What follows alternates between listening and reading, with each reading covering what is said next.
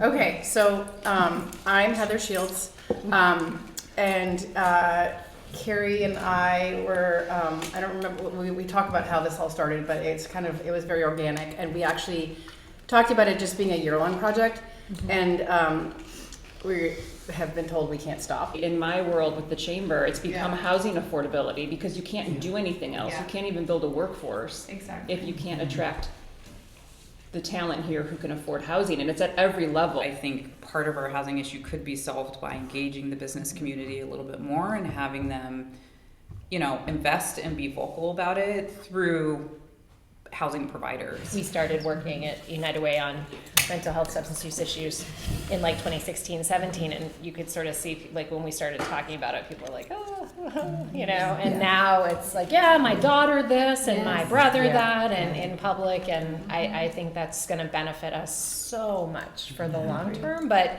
it's excruciating right now as all these people gain awareness that they need support, and we just do not have the resources. And just like childcare, with reimbursements, like, you can't make the economics work in the mental health space to have, people who have gone through all this school and deserve to make a living, and the reimbursement rates are not what they need to be for people to stay in the profession and serve people who don't have huge incomes. I mean, this is just like a kind of a little bit of brainstorming on options and ideas, and I know you guys, again, talk about this all day long, and, but I'm sort of interested in to hear what ideas people are coming up with. And even just emailing your council, if you can't show up, because I know we all have lives and people have families, and if you can't be there at 7 o'clock at night, sending an email to your counselor saying, I live in this town and I want to see this housing development built because we need it, because we need workforce and we need all these other things.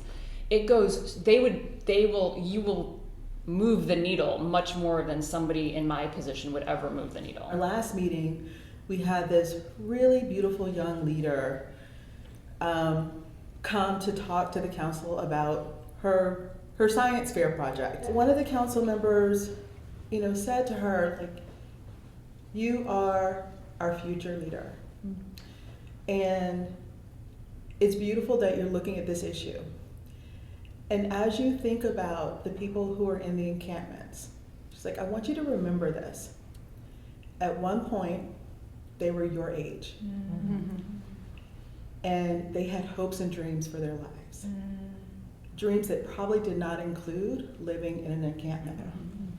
And so as you think about diving into this issue, telling your story, kind of outlining what different entities are doing around the Portland area, keep that in mind, because sometimes when we talk about these issues, we lose the humanity of the people involved. I think we're building an army here. I think the idea of getting young individuals, I think so too. Young women, since it wants to treat young women, but I think that's a huge thing we should definitely focus on. Under 18. I don't know if we could do it, That'd be fun.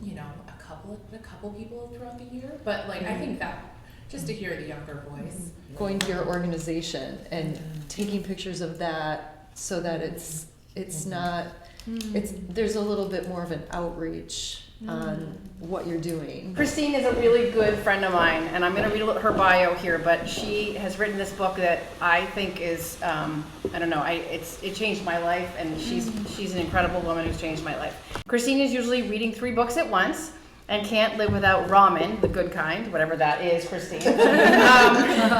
And spending time with her family. She's got 4 kids, a husband, and a rescue dog named Daisy. I'm going to share this poem.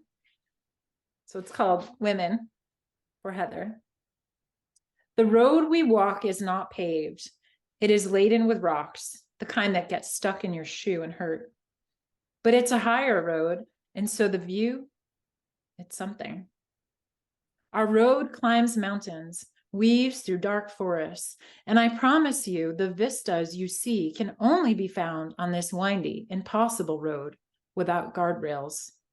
Such vivid blue hues, hills lined with sweet green puffs of tree, canyons deep with blood, a sharp cliff drop to foamy ocean, swirling life inside. So high, only the strongest of eagles can soar, spiraling upwards, wind so strong it can blind you or knock you senseless. This journey will make you stronger than you ever dreamed.